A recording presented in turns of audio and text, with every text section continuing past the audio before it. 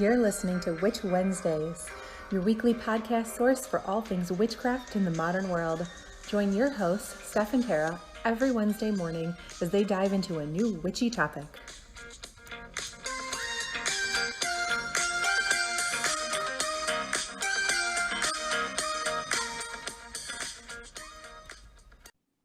Welcome back to Witch Wednesdays. This is Steph.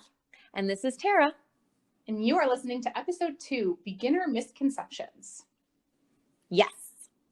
So we decided that misconceptions would be a good place to start because there are a lot of them floating out there, and a lot of people are reluctant to call themselves a witch or start practicing witchcraft because of these ideas that have been floating around, and most of them just aren't true. So we wanted to go over them in case you are a beginner and worried about getting involved. We're going to dispel all of these myths, starting with the first one that we hear a lot is that you have to be female. There is absolutely no requirement. I think this comes from movies because in movies, they always make a distinction between men and women, that women are witches and men are wizards or something of the sort. And that's just not, I mean, you can call yourself a wizard too, if that's really the term that you prefer, but you do not have to be female. And there are a lot of other similar misconceptions, like that you have to be a white female or a straight female. None of this is true. There are absolutely no requirements to calling yourself a witch. You can be whoever you are and still learn to practice witchcraft. And I think this one comes a lot back to TV, like you said. When I first started practicing, the people that I started practicing with were all the marginalized individuals in my high school. So there were very few that were straight white females, even in Iowa, that were the ones practicing witchcraft. So I have slightly different misconceptions, but I would agree that the majority of people, when they say witch, they automatically assume female. And I think that goes back to, like you said, popular culture and TV and movies. Yes, we just want you to know if we have any men out there listening, you are more than welcome to be a witch with us. Correct. We are all inclusive. Bo can't be a witch. That's my dog. Sorry, Bo. He can't practice anything because he has trouble putting like two thoughts together other than cheese, yum. But he's such a cute dog. He is. Anyway, but so not completely all inclusive. I mean, if he wanted to practice and he was smart enough to, he could definitely, but he's not. But everyone else is welcome. A second misconception, which we totally touched on in last week's episode. This one is directly directed at Tara. Mm-hmm. But one of the major misconceptions is that Wicca and witchcraft are the same thing. As Tara explained to you last week, she, in her own mind, refers to them as the same thing, but she understands that they are not. So we wanted to explain that to you too. Wicca is a nature-based religion that follows the god and the goddess. It's a religion. Mm-hmm. Witchcraft is a practice. Like we said last week, you don't need to have any religion to practice witchcraft. You don't have to have one at all, or you can be any sort of religion. Witchcraft is heavily incorporated into the Wiccan religion, but it's not a requirement. So it's often said that all Wiccans are witches, but not all witches are Wiccan. Correct. But even that isn't technically true because you can be a Wicca and not practice witchcraft. It's not a requirement of the religion, but it is very heavily focused. So it'd be very hard to be a Wiccan and not do some sort of magical practice.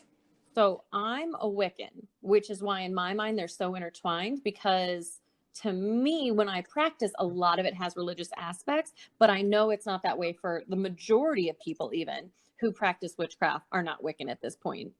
There's a lot of different religions that practice it. One way that someone explained it to me that I found very useful is it's like the practice of yoga or the practice of law. You do not have to follow a certain religion to do either of those practices, but it does influence your lifestyle. Exactly. And we will have another episode talking about Wiccan and pagan and kind of how those religious aspects play in, what the difference are between those. But for now, our misconception is Wicca and witchcraft. You do not have to learn how to be a Wiccan or learn about the Wiccan religion if that does not interest you. But if it does interest you, Tara will have more information in a following podcast. I was going to say, I could talk about it a lot, but again, that's because for me, the practice is very intertwined. But I know people that do yoga and they it's a whole lifestyle for them. And I'm not into Exactly. that practice and that lifestyle, but that doesn't mean it's not for them. And they still go to church every Sunday. Exactly. Yeah. So in a similar vein, the next misconception is that you have to follow a religion at all, which is not true. No. Because like we said, witchcraft is a practice. You can be any religion or none. You do not have to work with any sort of deities if you don't want to. You can have a completely secular practice, which is what I do. So I think hopefully in the upcoming podcast, you'll get a good idea of how you could work both ways, with Tara being religious and me not so much, that we can kind of show you all of the different ways that you can make it work. But no, you do not have to follow a religion if you don't want to. Not at all. And one of my favorite ones, and I think one of the reasons that people don't want to say they're a witch or openly practice witchcraft, because the misconception that witches are evil and or worship the devil. You hear that one all the time. A lot. So let's tackle witches are evil. So there are good and bad witches, just like every single other group of people ever. Even an individual can be both good and bad. Like there are good and bad Christians. There are good and bad Muslims. There are good and bad lawyers. Yeah. I mean, heck yeah. Yes. So there are good and bad people in any group that you look into. So you cannot say that like all witches are evil. And we have a podcast late in the year that will go into so-called black magic and kind of curses, hexing, jinxing, those things that people consider evil and that witches do, and whether or not, we do that. We'll get more into that. But since it's a practice, it's all in how you use it. Correct. So there's no inherent evilness in it. No. And the exactly second part of like that, lawyering. It's exactly like lawyering. We're not inherently evil, I promise. And the second part of that misconception is that all witches worship the devil. So, no. The devil is an inherently Christian construct. That's where the devil comes from the Bible. If you are, therefore, not a Christian, you do not believe that religion, there is no devil. You don't believe in the devil. So how can you worship something you don't believe in? That's what I say all the time, because people are like, how can you worship the devil, practice witchcraft? I'm like, I can't worship something I don't even believe in, because I'm not Christian. I don't believe in the Bible. That's the end of that. Now, that said, there are satanic, religions that do worship the devil, and there is witchcraft incorporated in that.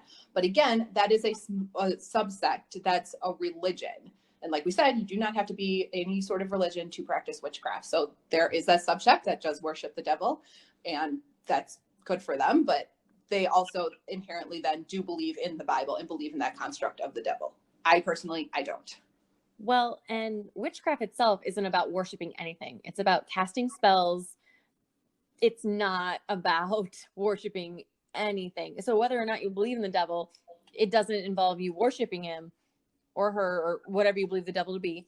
I'm, again, not Christian. So it's really just a matter of there's no worship involved inherently. There's, like you said, there's Satanists, and they have a fascinating religion if you want to look into it, but it does not directly link to witchcraft. Exactly. The next misconception that we've had on our list, and one that I personally wanted to tackle, is that you have to own a lot of tools before you can start practicing. And as a frugal minimalist, I reject this wholeheartedly. But you do see it a lot, that new witches think that they need an altar and candles and crystals and tarot decks and cauldrons and all kinds of things. And we will have a podcast explaining all of these things and more, and what these traditional tools are, but you need absolutely zero of them, especially when you're starting out. Yes. When I started out, one of the best pieces of advice I got was actually from my Wiccan babysitter at the time. And she said, witchcraft is all about intention. It's not about the goods you have or the tools you're using. Yes, they help, but it's the same as surviving a winter storm. You can have a coat and shoes and gloves and boots and and yes, that will assist you in surviving the storm, and it's a lot easier to survive the storm, but you don't necessarily need all that stuff to survive the storm. You could just stay inside. Yeah, that's very true. Right? Like, they are helpful, and a lot of people get a lot of use out of tools, but the biggest part of witchcraft, at least in my mind, is the intention. Yes, that is completely correct. Tools can put you in the right mindset, but they're definitely not a requirement. So especially for new witches, I would advise do not go out and buy anything, because it's going to take you time to develop your practice, what works for you, what things you're actually going to use. And there's no sense in going out and buying something and then realizing that you're never going to touch it again. I hate the waste. I hate the spending of the money. I don't know. Well, not only that, but a lot of times as you're developing your practice, you'll get something and it will actually take you off the right path, because what's right for person A is not right for you and your lifestyle. It's not part of your practice. It's not a fundamental part. And maybe you don't need that tool. So it is kind of a waste of money to go out and buy some kind of starter kit right off the bat, just because sometimes the very kit that you're trying to get to assist you is actually holding you back from discovering what you need to do. I agree with that completely. The next misconception we're going to tackle is that a lot of new witches think that spells are the only type of magic, and that's what wrong. so they go into it thinking, where can I get a spell book? How can I work with this? But I think that also comes from pop culture, from movies and TV shows, especially Harry Potter. Spells. That's it. But they are definitely not the only kind of magic. There's rituals, divination, working with deities, like we said, working with crystals. There is so much more that you can do, and we will get into all of this, I promise you. But spells aren't the only thing. Correct. So think outside the box. Don't jump into it and think, oh, I have to go look for a spell and use it and then expect results. That's just not going to happen. And speaking of not going to happen, another misconception is that witchcraft and magic can do the impossible. Not true. You cannot break the natural laws of this planet. You cannot. Witchcraft cannot make things levitate. You cannot shoot fire from your hands. Like those things aren't real, and those also clearly come from pop culture. But witchcraft is not going to allow you to do any of those things. You cannot break the natural laws of this plane. This was probably the hardest thing as 12, 13-year-old me to grasp. Like, I thought if I just cast a better spell, I would get big boobs and I would have six-pack abs and my hair would not be frizzy and my teeth would be straight and I would be happy. That's not how it works, people. It really isn't. No. 13-year-old me was really disappointed when my mom sat me down and explained how physics work. Yes, so you can't break the laws of physics. I am sorry, but no. So don't go into it thinking that that's what you're going to get out of it. You will be very disappointed. The next misconception is that you have to use magic for everything to be considered a real witch. Nope. This one, I get a lot of questions about this. As I mentioned in the first episode, I do not practice consistently. As Steph likes to say, I have big ideas and I get so excited that I go full bore, but then I have trouble with the follow through because then another great idea comes. It's the same with my practice. And the fact that maybe I don't do anything magically related for 2 or 3 months at a time, and then I spend just weeks doing magical things, doesn't make me less of a witch than if I did something every day at the same time or something. Exactly. You can practice every day if that is what calls to you, but if you don't do something for 3 months, that does not mean you're not a witch anymore. That's not how it works. Yeah, that's just not. You do not have to have any sort of regular practice to consider yourself a witch. And you also don't need to use magic for everything. I know that it's very tempting for new witches to use magic for every single step in their life, at every single one of their day-to-day activities. And it's fun. But at the same time, it can be a lot easier on yourself. Instead, if somebody crosses you, it's tempting to say, oh, I want to create this spell or charm or something that, reflects all their negative karma back onto them. But you know what? It's a lot simpler to just tell them fuck off. So, Yeah. I mean, you're going to get the same end result. And sometimes the non-magic way is simpler. Well, and I use a lot of magic in cooking. I am very kitchen witchy, as we'll discuss later, but I'm not going to use magic in every time I cook. I'm sorry. A simple sandwich for dinner, because I live by myself with my dog, does not require any spell work or magic. But if I'm making something for a ceremony, or I host sometimes and I want them to feel welcome and it to be a magical experience, then yes, I may use magic in my cooking, but I don't need to use it every time. Sorry, that sandwich is just getting made. No magic involved. Which is a great segue into our 9th misconception, is that magic is instant. No. Magic is asking the universe for magical help. That takes time. First of all, it takes time for spells and rituals and kinds of things that Tara is talking about, you know, magic in the kitchen. That takes time and effort. So first of all, don't think that, you know, you're going to make a sandwich and that's magic. It's not. There's a lot more that goes into it. But you may do some sort of magical working and not get a result for months or maybe even years, because the universe is telling you that it's not the right time for whatever it is that you're asking for. And you will get it when it is the right time. And some things won't even work at all, especially if you do not put the background knowledge in. So if you're not willing to learn exactly all of these things that we're talking about, learn more about witchcraft, learn more, you know, about the practice and the mindset behind it, and you think you're just going to, you know, find a spell on the internet and do it and think that you're going to get a result, it's probably not going to work because you did not have the intention. And we'll talk about this more in later episodes, but there's actually been studies that if you set your intention, it is more likely and easier to get to your goals, but you still have to put in the work.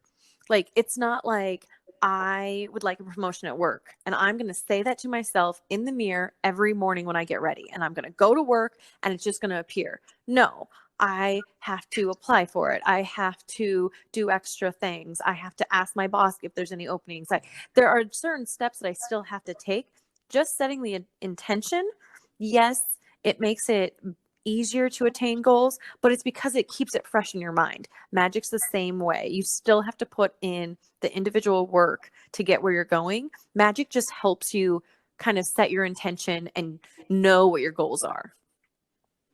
Exactly. And it's perfectly normal for you to do some sort of spell and not see anything immediately. You can't, you know, do a love spell or a prosperity spell and think that the next day you're going to find the love of your life or win the lottery. That's not going to happen.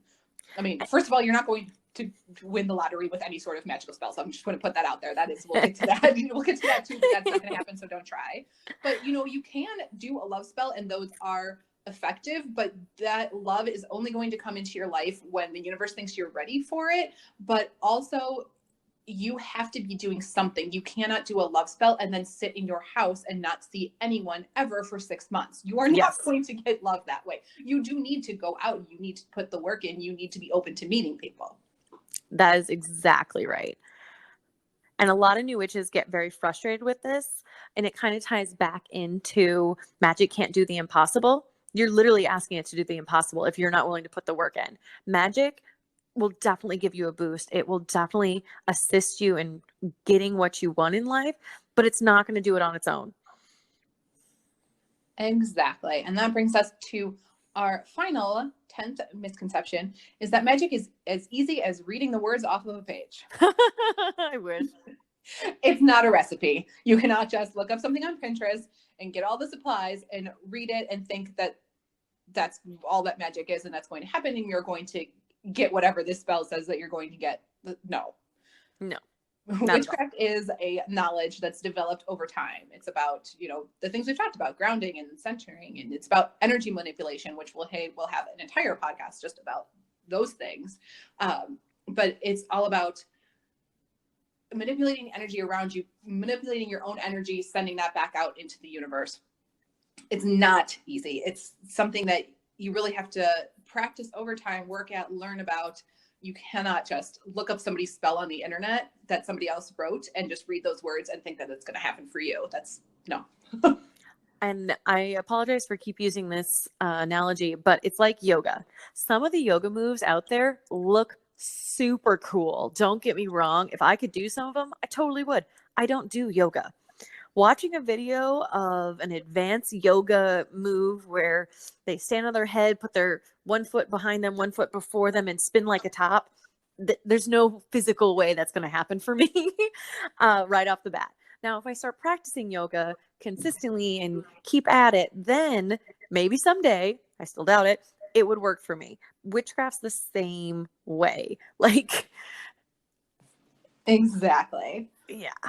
It's not as easy. And I will say that a lot of these basics that we're going to be talking about in the upcoming episodes seem a lot harder at first, and that aspect of it will get easier. You will get better at meditating and manipulating energy. Those things come with time and practice, so those parts of it will get easier, but nothing is instant. Nothing is just reading words on a page. It's not going to happen that way. And for a lot of the concepts we talk about, we will talk about how to get started and where you're trying to go. Just because, like you said, meditation for me is hard. So hard. I have ADHD to a degree that is probably unhealthy for unmedicated adults. But meditation is very difficult for me to attain. It's taken me 10 years to get to the point where I can sit quietly for 3 minutes at a time. Some people can meditate for hours. That's a lifetime goal for me. That's just not something that I can easily do. So it's just things like that. Like some of them, you just work on stepping stones to get to your end goal. Exactly. Which is why we are starting at the beginning and really trying to cover all of the bases in a way that makes sense for complete beginners. Mm-hmm. So hopefully that will help you throughout listening to this podcast and help you grow throughout the year. And if people are more advanced and they have other examples, I'm always interested in hearing other examples on ways to explain both witchcraft and basically anything. As I mentioned multiple times, like sometimes someone will say something to me and I'm like, that makes sense. And until then, I can't connect the concepts. So if you have good concepts to share or anything, please do.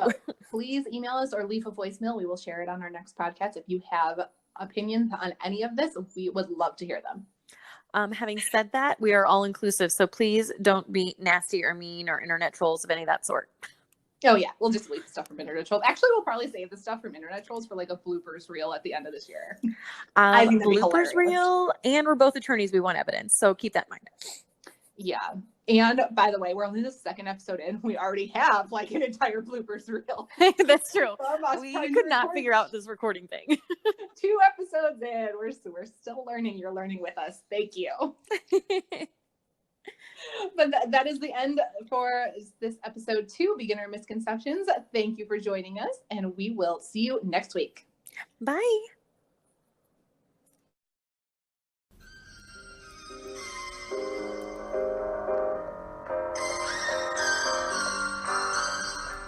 Thanks for listening to Witch Wednesdays with Steph and Tara. Love our content? Consider donating at anchor.fm/witch-wednesdays to help keep our podcast up and running.